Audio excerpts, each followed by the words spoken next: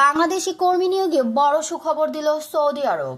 Bangladeshi doctor, nurse, caregiver, technician ও সংশ্লিষ্ট কর্মী সৌদি আরবে নিয়োগের জন্য একটি প্রাতিষ্ঠানিক G2G সরকারি পর্যায়ে ফ্রেমওয়ার্ক প্রস্তাব করা হয়েছে।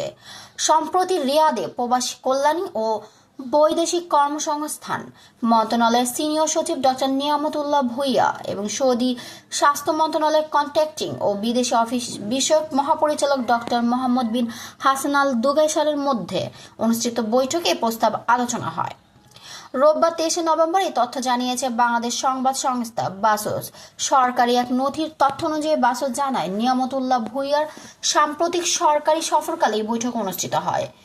বৈঠকে 2024-25 সালে 1200 জন বাংলাদেশি গ্র্যাজুয়েট নার্স নিয়োগের বিষয়টি প্রশংসিত হয়। বাংলাদেশ তাদের কর্মদক্ষতা, পেশাদারিত্ব ও সেবার মান নিয়ে সৌদির পক্ষে মতামত চায় এবং প্রশিক্ষণ, ভাষাজ্ঞান ও সামগ্রিক প্রস্তুতি উন্নয়নে পরামর্শ কামনা করে।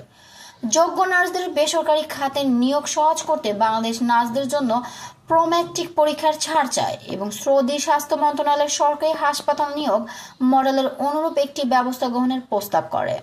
Saudi commission for health specialties SCFHS সঙ্গে বাংলাদেশ সহযোগিতা বাড়ানোর উপর গুরুত্ব আরোপ করে, যাতে মূল্যায়ন ও লাইসেন্সিং সহজ হয়। এজন্য সমঝোতা স্মারক বা চুক্তি স্বাক্ষর, যৌথ ওয়ার্কিং গ্রুপ বা প্রযুক্তিগত কমিটি গঠন এবং পাঠ্যক্রম সম্মানের প্রস্তাব দেওয়া হয়।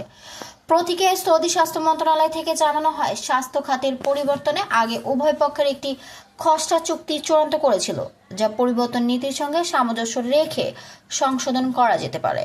বৈঠকে জানানো হয়, সৌদি আরবে ক্রিটিক্যাল কেয়ার নার্সের ব্যাপক চাহিদা রয়েছে এবং বাংলাদেশি নার্সরা সাধারণ ওয়ার্ডে টেকনিক্যাল নার্স হিসেবে স্বাধীন নার্সের তত্ত্বাবধানে কাজ করছেন।